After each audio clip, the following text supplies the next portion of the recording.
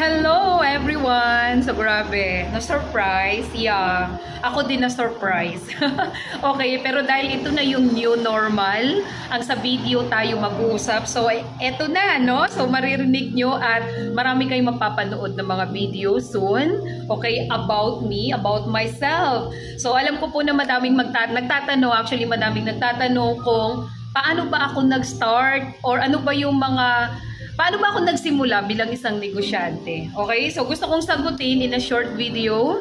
So, actually po, ang sagot ay influence. Yeah? So, you heard it right? So, bata pa lang, no? High school, actually, although naiikutan ako ng mga empleyado na pamilya, pero nung high school po ako, nakita ko yung buhay ng tita ko, ng aking auntie na isang negosyante. Yeah.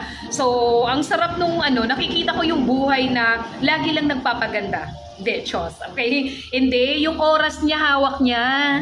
Hawak niya yung oras niya, anytime siyang pwedeng magpunta dun sa business niya. At the same time, madami siyang pera. Hindi po, yung tipong pag masipag ka, pwede mong dodoblihin yung kita. Do you agree? No? So, I'm not against employment, ha? Opo, it is my choice. Actually, choice ko yun na I don't want to go into work. Ayoko mag-employ. Yes, ang gusto ko, magiging negosyante ako. So, sabi ko sa sarili ko that time, soon, okay, gagawa ako ng paraan para makapag-start ako ng negosyo. Ano po? So, to make it short, ayun na nga yung nangyari. Nag-abroad ako. Yeah. And gusto ko magkaroon ako ng kapital.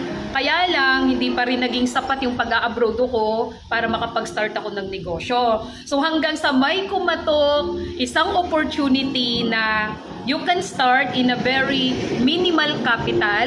Hindi mo kailangan ng experience, hindi kailangan magaling ka, okay, hindi mo kailangan na magkaroon ka ng pwesto, less operational expenses, and so and so. So that time, way back 2011, sabi ko sa sarili ko, perfect timing. Ano po? Perfect timing na bakit pwede na ako mag-start ng isang negosyo na wherein perfect din para sa akin. Kasi bakit? Yung ino-offer na negosyo ay perfect. Ano? So, kung ano ba yung perfect na yan na naririnig mo, sa mga susunod na video ko, maririnig nyo paano nga ba kumita, okay, dito sa negosyo na pinasukan ko na siyang naging stepping stone ko para makapagsimula ako ng ibang negosyo pa at iba pang pagkakakitaan.